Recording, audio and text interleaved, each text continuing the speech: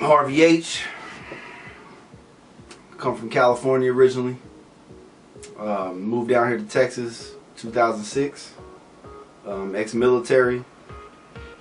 Been doing music since '09. Just been pushing the music, pushing it to the world, doing the best I can with what I got. And you know, just trying to build the dream, man. You know.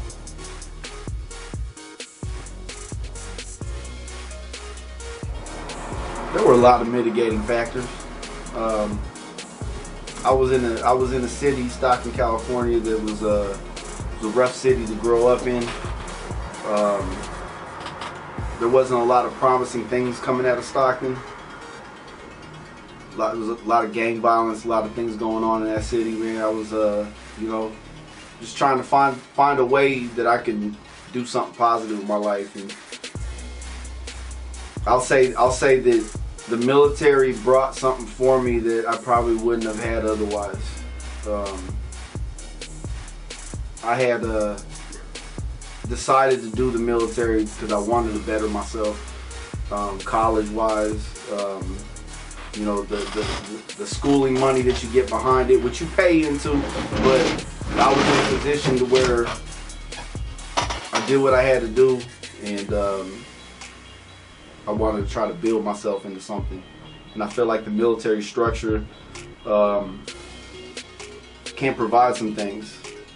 It's not all great, but there are some great things that can come out of it if you use that to your ability. You know what I mean? I went in the military 2001.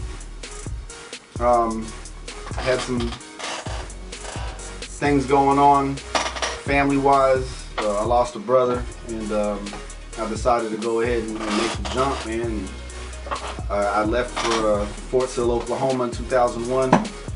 Field artillery. I decided to go combat arms over being a weatherman. I don't know. I've been around, you know, guns and things like that. So for me, it was for, a lot of it was for the experience. And but I went through field artillery and shot to Korea, my first duty station in 2001, and I was there for a year. It was a great experience outside of the military, just to see the world. And you know, it was real though. September 11th happened when I was in Korea, and we were locked down. You know what I'm saying? But I served from '01 to '04, and leaving Korea, I ended up getting orders to go to Iraq for March of 2003.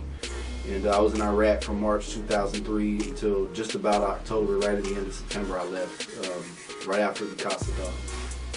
And so a whole lot of stuff went down out there when I was there. It was a different war than the years after. But yeah, I got out in '04 and tried to pursue other things, try to figure something else out. Man, it was a rough period, man. It was tough, but I got through it and I did my time, man. Honestly, you know. Word.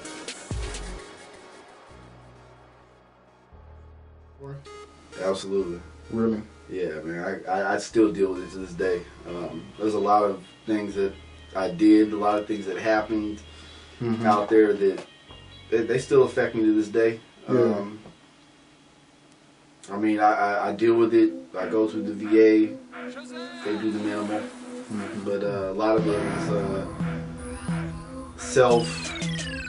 I have to self-regenerate, and I gotta keep my mind in the game, because I know that the government isn't for the vets the way that they should be. And that's something that I've learned since I've been out. And a lot of the reason why I'm out, too, because I learned a lot of things while I was in. So, you know, it's just...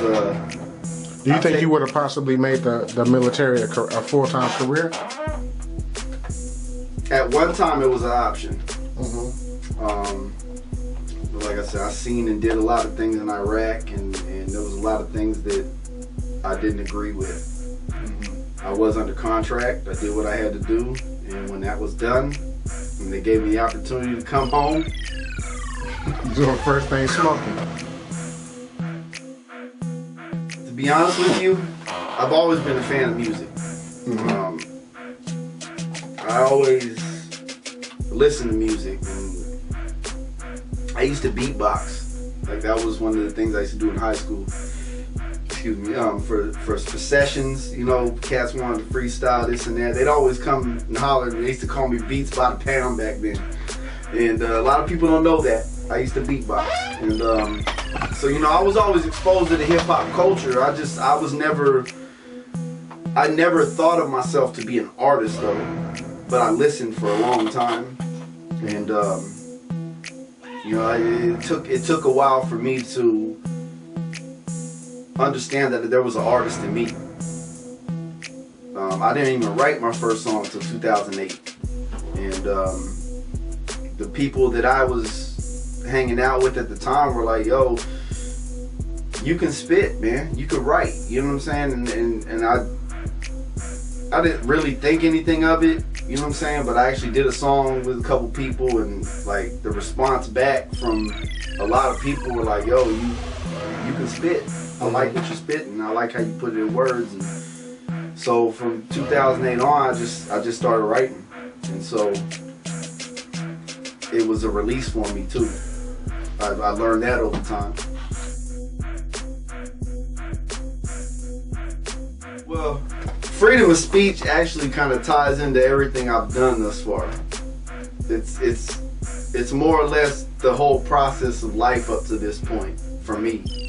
It has a taste of everything, and basically I want the world to know that, yeah, I've been out there. I'm a military vet. Yeah, I've been in these streets. I've been out there and I've had to survive. You know, a lot of people have been in my path and have told me that, you know, I'm not this and I'm not that, and I'm trying to portray this and portray that. But the reality of it is that I have been there and done that. So it's like, I feel like I've earned my freedom of speech. And so I bring people, there's going to be, you know, artists on the album that I feel have been through that same path in their own right. So if you hear somebody on my album, then just know that they real too. We're real people, man. I'm just trying to really push something that I feel needs to be heard. And I say freedom of speech because I've been there and pretty much done that with life. Like this is definitely gonna be my strongest album to this point. And I've dropped a few before this, you know, and I've let my heart out on tracks. And whether people are listening or not, you know, I wish they would listen, because I know I got a story to tell. And so freedom of speech is just kind of to the point now where I'm wrapping everything up. I feel like I'm finding myself as an artist, and I'm putting it all on there. There's gonna be a little taste of everything. Word.